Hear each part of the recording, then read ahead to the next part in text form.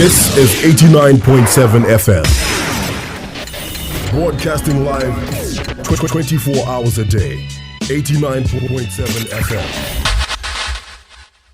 Business Buzz, your business talk radio show.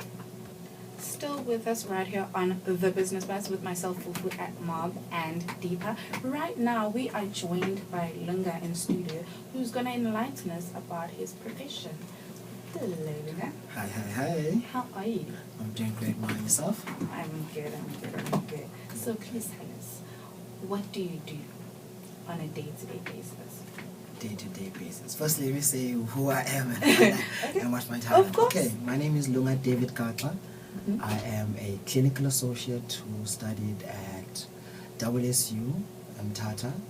I studied a medical program called Bachelor of Medicine in Clinical Practice.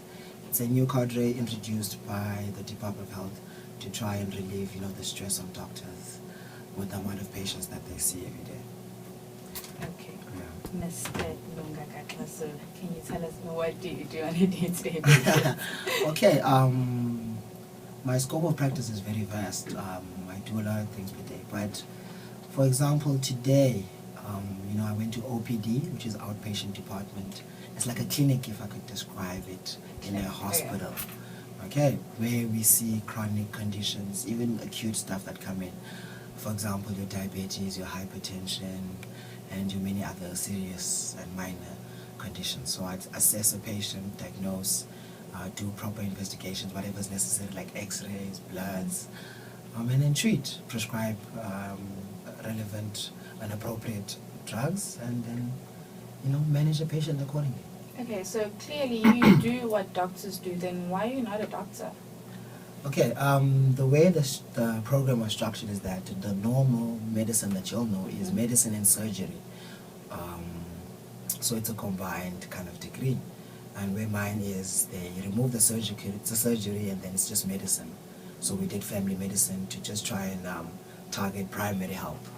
Okay, so how long did you study? It's a 3-year medical program. Yes. Okay, but it's a medical degree, it's a bachelor's degree. And then we practice immediately after that. There's no internship because it is a very practical course. So we are aware and are able to treat patients even while we're still students. Okay, so you're kind of like in service. Yeah, kind of in service, and we learn on the hospital. So we are with the doctors doing ward rounds as students.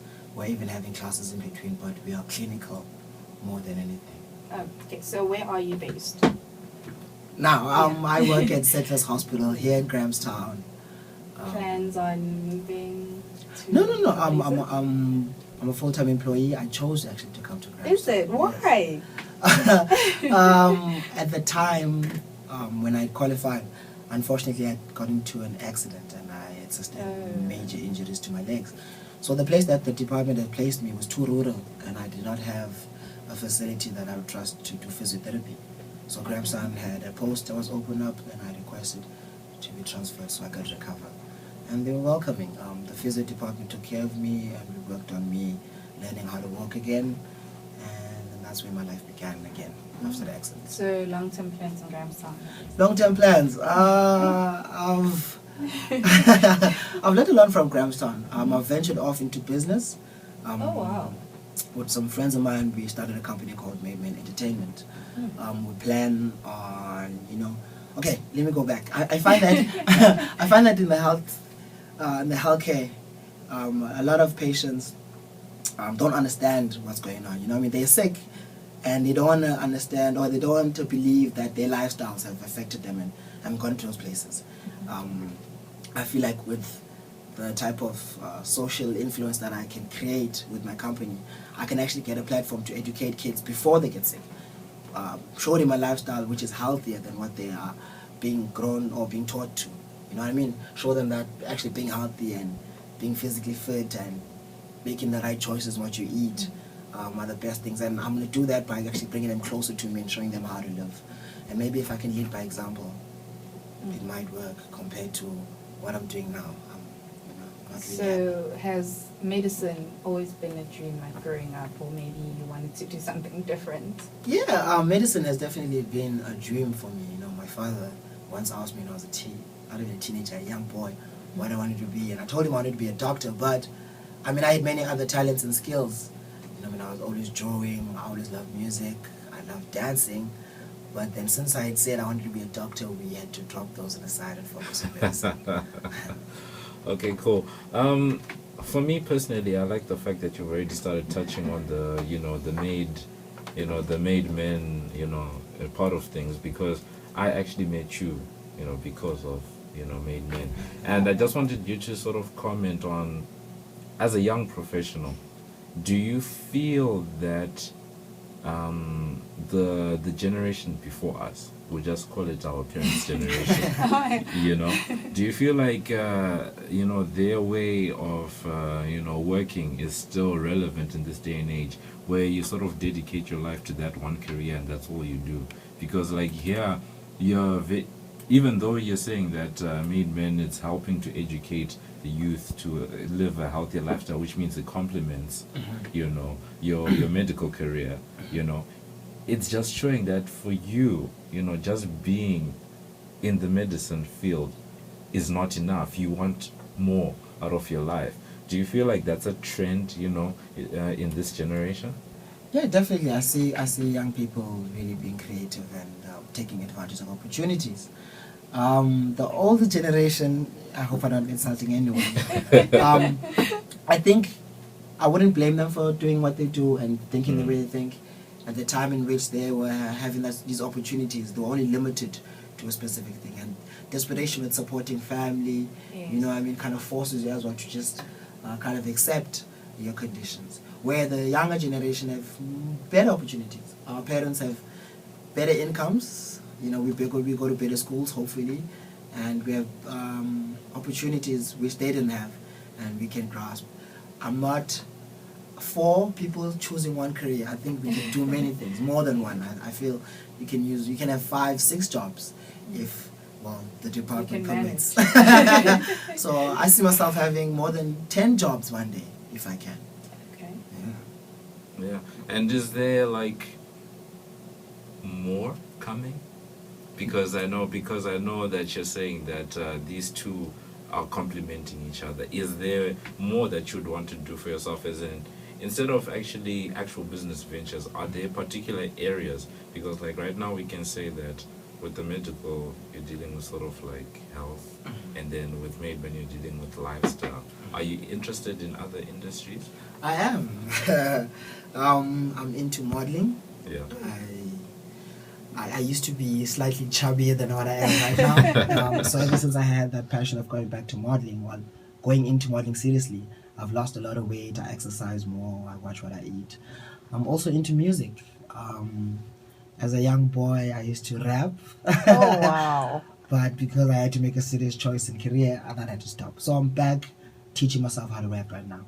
I'm not saying I'm going to be the best rapper. Okay, maybe you want to drop those, young No, we'll see about that. I'm also into design. I'm into sketching, creating images through pencil and pad.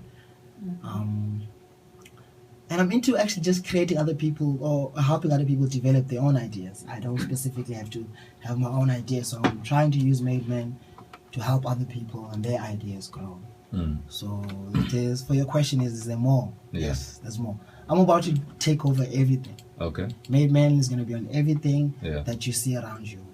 On campus, off campus, on the streets, But I don't want to say more. Let's just see what happens. Okay, cool. Well, last, 2 questions. And the first one, for me personally, is what do you think, the youngsters are getting wrong? The ones that are leaving university, and, going out there into the real world. What are they doing wrong?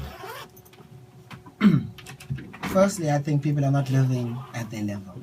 The pressures of success and wealth and just social standing, with Instagram and Twitter and all the pressure.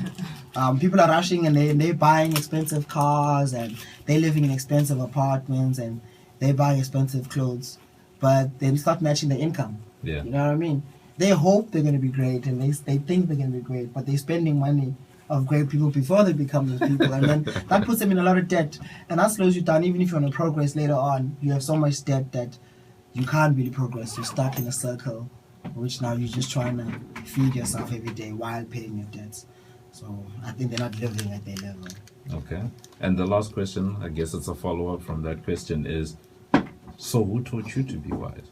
You know, type of thing. Like, as in, how did you, how do you find yourself making, the right types of, let's say, career decisions, business decisions, what to invest in, what not to invest in, etc.? I don't think I made many wise ones. I made a lot of bad choices. Yeah. And that's how I learned most of the things that I've learned. But I would prefer if, like I would advise adults or grown-ups or parents to share their experiences with their kids, their financial mistakes. Like, I feel like if it was passed down, like, son, this is the mistake I made when I started working. I bought this and I bought that kind of money, and this is how I was trapped. I would not have made those mistakes. Because I was like, oh, dad made those, I'm not going to fall into this trap. Because a lot of banks, a lot of accounts, they offer us these pre-approved loans, pre-approved cars, and we get excited. We don't know. But when it comes to paying and your money is being deducted every month, then you're like, oh man, I messed up, and you sign the contract and it has a time period. So I feel like, personally, the only way I learned most of the things was making the mistakes. And now I'm just trying to fix it. Okay. Thank you so much, Lunga, for joining us. Let's take a musical break, and when we come back, we have Ever Wondered with Deepa. 89.7 FM.